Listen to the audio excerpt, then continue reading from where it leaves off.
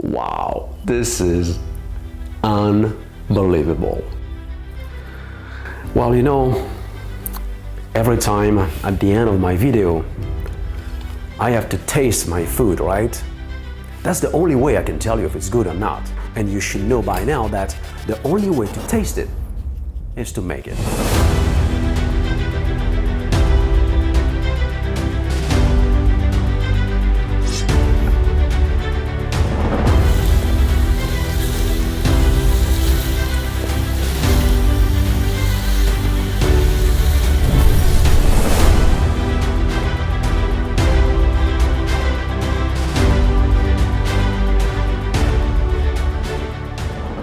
So for this recipe, I'm going to use two kinds of apples, Honeycrisp and Golden Delicious. Though before, I am going to take care of the pastry, and to be accurate, this is the last scraps I got from my quick puff pastry recipe, from which I made an upgraded version of apple turnovers, king cake and a quick apple pie. So I'm gonna roll that out into a 3mm thick sheet, prick well and lay over a frozen baking tray and keep refrigerated to rest until ready to use. When ready to be baked, preheat oven to 350 degrees Fahrenheit, 180 Celsius. Pop in the oven and pre-bake for 15 minutes. Then cut into a 9-inch, 23cm round and bake again for 15 minutes more. So pre-baking pastry before cutting it into desired shapes prevent from shrinking. As you can witness, it has already shrunk in the oven,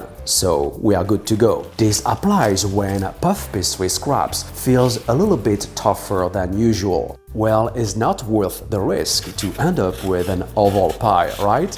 By the time it bakes and before adding the almond cream filling, I'm going to peel, core and quarter 8 apples. So that's going to be 1 per serving, and you can use any baking apples you like.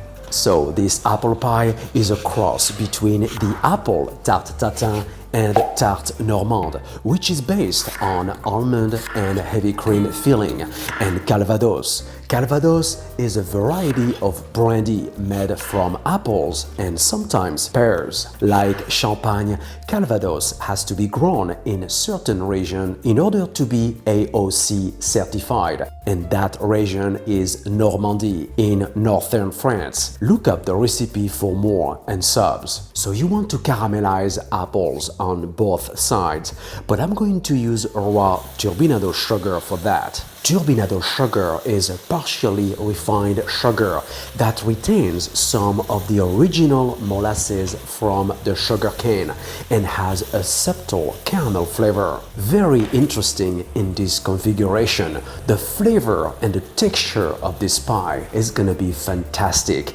and less sweet than the Tarte Tatin.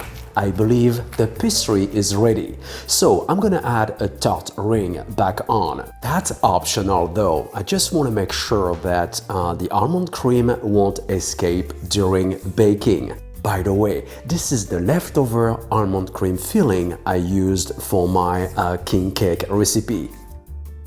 Bake for 30 minutes and transfer pastry into a cooling rack. Meanwhile, I'm going to flambe apples with Calvados.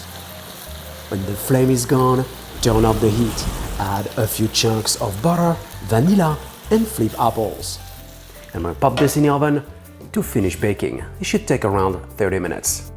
This is what I am talking about. Isn't it gorgeous? So transfer those beauties onto a baking tray and save the juice. Spread it over the pastry and arrange roasted apples on top. Cut some in half in order to give a beautiful contrast.